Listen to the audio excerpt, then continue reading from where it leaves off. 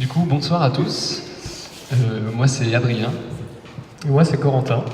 On est adhérents de l'Open Factory depuis le début. On a commencé ici aussi les premières fois. Ouais, la première fois, oui, c'était un pitch camp pendant la quinzaine des tiers-lieux, je crois, quelque chose comme ça. Et du coup, on vient ce soir, puisque après 4 ans d'expérience, on est resté sur un petit problème. On fait beaucoup de formats, d'animations, mais pour les besoins de l'association, on remplit tous les jours un formulaire de passage. Comment ? Ah bah oui, il y a des pages. Attends, tiens, je te laisse lever les pages pendant que je parle.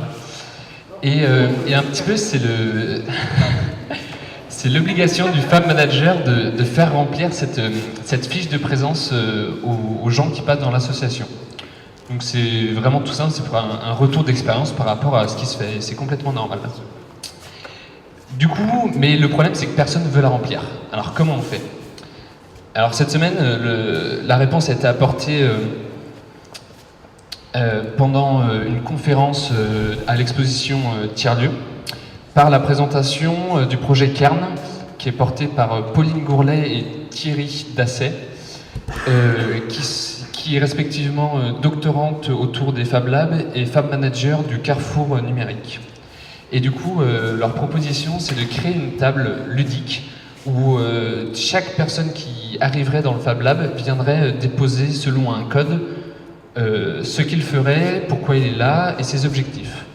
Donc c'est vraiment un objet qui est entre l'aide-mémoire très personnelle, qui va montrer la progression que vous avez fait, et une vision d'ensemble de ce qui se fait dans le Fab Lab. Est-ce qu'il y a plus des habitués ou des nouveaux arrivants ?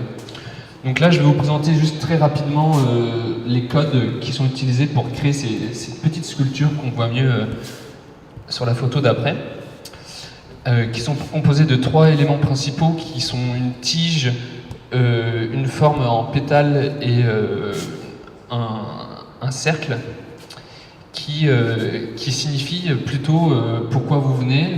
Donc je viens pour un projet, par curiosité ou autre. Ce qu'on a fait dans le Fab Lab, c'est qu'on a plutôt expérimenté, on a trouvé de l'inspiration. Et après, la relation à l'autre, c'est-à-dire est-ce que j'ai plutôt appris de l'autre ou j'ai plutôt donné des connaissances à l'autre. Voilà. Et donc ça, c'est un projet qui nous a pas mal parlé parce que ce qu'on a compris à force de venir dans les tiers-lieux, c'est d'abord venir pour soi, venir pour un projet.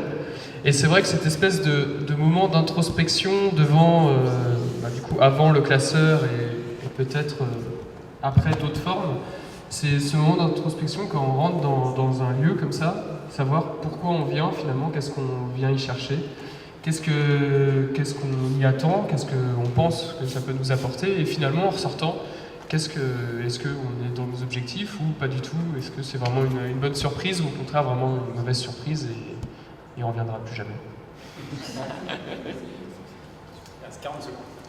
Et du coup, voilà, donc pour achever, l'idée qu'on a, c'est déjà de refaire à l'échelle 5/8e une réplique de cet objet, puisqu'il est exposé du coup à l'exposition, mais uniquement par image. Et après, c'est de forquer ce projet pour l'adapter à l'Open Factory, entre la préfabrique et le makerspace. Voilà, et de l'adapter donc aussi avec les problématiques propres. Ouais.